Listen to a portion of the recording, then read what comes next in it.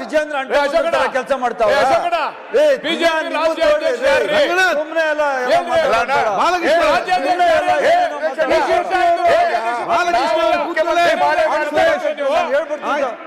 sir ಮಾನ್ಯ ಸಭಾಧ್ಯಕ್ಷರೇ conclude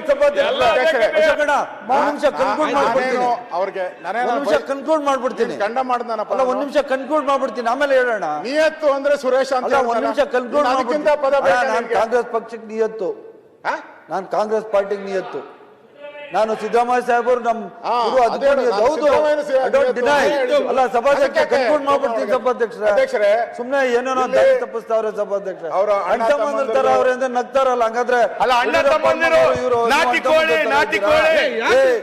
first ನಿಮ್ಮ ತಟ್ಟೆಯಲ್ಲಿ ಬಿದ್ದಿರೋ ಯಜ್ಞ ನೋಡ್ಕೊಂಡ್ರಿ ಸ್ವಾಮಿ, ನಮ್ಮದ್ ಬಿಡಿ ನಾವು